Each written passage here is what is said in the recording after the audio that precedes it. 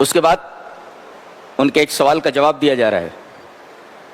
یہودیوں کا ایک سوال تھا کہ یہ کیسا نبی ہے، یہ تو کہتا ہے کہ میں دین ابراہیم کا متبع ہوں، دین ابراہیم کو فالو کرتا ہوں، جبکہ دین ابراہیم کے اندر ابراہیم علیہ السلام پر اونٹ کا گوشت حرام تھا اور یہ اونٹ کا گوشت کھاتا ہے.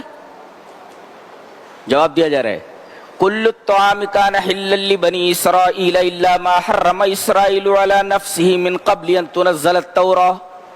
تم غلط بول رہے ہو. اونٹ کا گوشت حضرت ابراہیم علیہ السلام اور آپ کی امت پر حلال تھا.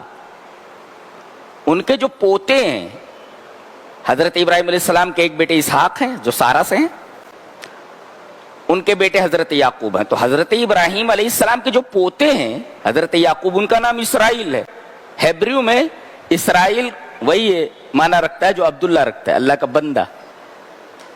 تو حضرت اسرائیل نے یعنی حضرت یعقوب نے ایک نذر مانی تھی کہ اے اللہ مجھے عرق النساء کی بیماری ہو گئی ہے، اگر یہ بیماری ٹھیک ہو جائے تو میں اونٹ کا گوشت نہیں کھاؤں گا. تو انہوں نے اپنے اوپر حرام کر لیا تھا، اور پھر ان کی اتباع میں ان کے بچوں نے، ان کی اولاد نے اپنے اوپر اونٹ کا گوشت حرام کر لیا تھا. ابراہیم علیہ السلام کے اوپر اور ان کی امت کے اوپر اونٹ کا گوشت حرام نہیں تھا. اور یہ تورات کے نزول سے پہلے کی بات ہے. تورات کن پر نازل ہوئی؟ حضرت موسیٰ پر، جو بہت بات کے ہیں. اللہ نے فرمایا تمہارا یہ دعویٰ اگر صحیح ہے تو قل فاتوا بالتوراۃ، تورات لاؤ، فتلوها، تلاوت کرو اس کو، ان کنتم صادقین. اگر تم سچے ہو تو دلیل لاؤ کہ حضرت ابراہیم علیہ السلام کے اوپر اونٹ کا گوشت حرام تھا. جواب میں سکوت ہے، خاموشی ہے. اس کا مطلب ان کے پاس کوئی جواب نہیں. آج کل یہی ہے، بعض علماء وہ بات کہتے ہیں جو کتاب میں نہیں ہوتی، قرآن اور حدیث میں، اور کہتے ہیں قرآن میں ہے، حدیث میں ہے. ان سے پوچھا جائے یہ بات جو تم کہہ رہے ہو قرآن میں کہاں ہے؟ لاؤ، فاتوا بالقرآن، قرآن لاؤ، فتلوها، تلاوت کرو اس کو، فتلو، تلاوت کر کے بتاؤ کہاں لکھا ہے. آج کل یہ جذبہ ہی نہیں ہے کہ مولوی جو کہے اس پر اس سے دلیل مانگو، یا مولوی نے جو کہہ دیا چپ چاپ اس کو سن لیتے ہیں اور مان لیتے ہیں، اس پر عمل کرنے لگتے.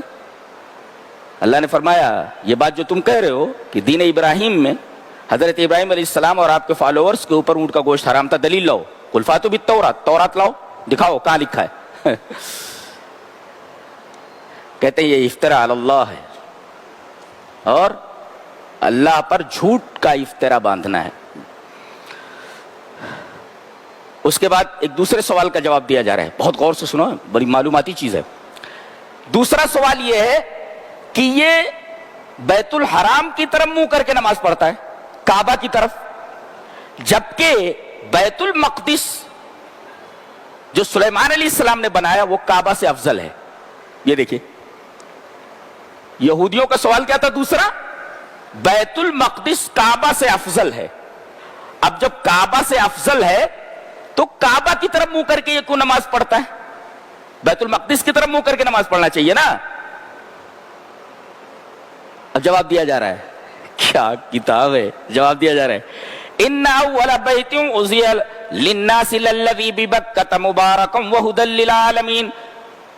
دنیا میں اس سرزمین پر سب سے پہلی جو مسجد اللہ کی عبادت کے لیے بنائی گئی کہاں ہے؟ وہ للذی ببکۃ، وہ بکہ میں ہے. اللہ تبارک و تعالی نے مکہ نہیں کہا، اس لیے کہ اس قریے کا نام، اس شہر کا نام بکہ تھا پہلے، تاکہ شبہ نہ ہو کہ کہیں اور ہے کعبہ. اس کا جو پرانا نام ہے بکہ، اس میں ہے یہ، یعنی مکہ میں ہے یہ. اور یہ سب سے پہلی مسجد ہے جو اللہ کی عبادت کے لیے بنائی گئی. جب سب سے پہلی مسجد یہ ہے تو افضل کون سی مسجد ہوئی؟ بیت المقدس کی کعبہ. لہذا جو سب سے پہلی مسجد اللہ کی عبادت کے لیے بنائی گئی وہ ذاتہ مستحق ہے کہ اس کی طرف رخ کر کے نماز پڑھی جائے. یہ ان کا جواب دیا گیا.